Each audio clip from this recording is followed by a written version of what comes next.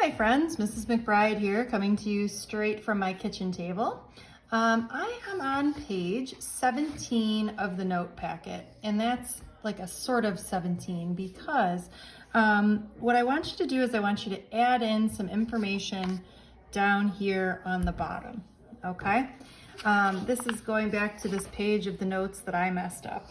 All right, so what I'm gonna do is I'm going to use this page 17. Now, if you want to print this out and write on there, I've posted that right on the agenda, on the stream for today, okay? Or you can just go ahead and write it in. It's up to you, it's not much to write, okay?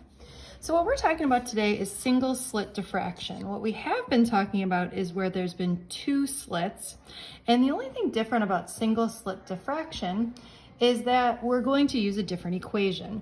And that equation is going to be n lambda is equal to d sine theta. Now, this looks very similar because remember, our other equation, I'm sure you have written down, is xn equals n lambda L over d. So there's, some definite parts of this equation that are the same. The only thing that's really different is if we draw a quick picture in here, if we only have one slit, and here's our screen, and this is D, the slit separation, what we're basically saying is this is theta. So you would use this if you had a single slit or if you weren't given L, but you were looking for theta, okay? So before we go too far, I'm gonna grab my green sheet. And if you don't have your green sheet, you should go ahead and pause this video, and we're gonna use our calculator in just a second, so grab that as well, okay? So on my green sheet, I'm going to add in n lambda is equal to d sine of theta, okay? And let's do some practice here. So this one says a grating with a slit separation of 4 times 10 to the negative 6 meters is used to produce an interference pattern using red light of wavelength 540 nanometers. This one says, what is the angular position of the second order bright spot? Okay, there's a lot to unpack here. So first of all, let's go ahead and write down what our givens are. So we know we're gonna have n lambda d and theta. So what are we gonna tackle first? Well, let's go in order here. So this right here has got a slit separation of 4 times 10 to the negative 6. So this slit separation, or D, is my 4 times 10 to the negative 6. The next thing we come across here is our wavelength of 540 nanometers. Now I hope you remember that whenever we see nanometers, we know that nanometers is e to the negative 9. So our wavelength here is really 540 e to the negative 9. And the last order of business is this is our second order bright spot. So if we're looking for the second order bright spot, okay, we know that like the first bright spot would be 1, so that means the second order bright spot would be 2, because all of the bright spots are going to be in whole numbers, whereas all of the dark spots are going to be in half numbers. Okay, so this is our 2, which means that we're looking for what is the angular position, or what is the angle at which we're at. All right, so let's use our equation. N lambda is equal to d sine of theta, or we're gonna get 2 times 540 e to the negative 9 is equal to, I'm going to change this to e, 4e to the negative 6 times sine theta. So I'm going to divide both sides by 4e to the negative 6, and I like to use the e because then I don't have to worry about using the times 10 to the caret and using parentheses, right? So if I've got my calculator here, I'm going to do 2 times 540. Remember, it's the second x to the negative 1, or sometimes second comma button, e to the negative 9 divided by, again, if you're not using e, put in the parentheses here, 4e to the negative 6. Okay, so I'm getting 0.27 is equal to the sine of theta.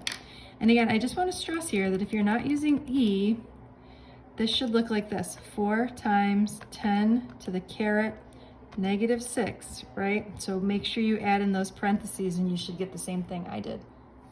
All right, so back to this problem here. If we're looking, this is what the sine of theta is, but we're looking for what is theta. So in order to get rid of the sine, we're gonna take the inverse sine, we've done this a bunch, is equal to theta. So I'm gonna do the inverse sine, or sine to the negative 1 of 0.27. And I am getting my theta to be 15.66 degrees, okay? And this is what you should see on your homework. This is very similar to problem 10. I just wanna do part B real quick. Now this is a very sort of specific case. This is one of these things that MCC really likes, but I don't think is super necessary. So you'll probably won't see this more than just right now, okay? So this one says, how many bright spots would be seen in this interference pattern? Okay, so it's basically saying, how many bright spots could you see? Remember, we've got like our interference pattern here. This would be our n equals 0, right? And how many could you actually see here, right? So in this case, if I was looking for how many could you see, this would give me 1, 2, 3 on one side, 1, 2, 3 on the other side, plus 1 in the middle. So I would say I have 7, right? Because I have 3 on each side plus the 1 in the middle. Okay, so keep this in mind. So we figure out how many bright spots would be seen by basically looking for what is n when theta is equal to 90 degrees. Now we're using 90 degrees because the sine is a maximum, right? So we're looking for what is the maximum number of bright spots. So we have to use our maximum angle. So if we use the same equation, n lambda is equal to d sine theta. This time we're looking for n though. So we've got 540 e to the negative 9 is equal to 4 e to the negative 6 times the sine of 90. Or if I divide by 540 e to the negative 9, I should be in business. Okay, so I'm going to do 4 e to the negative 6 times the sine of 90.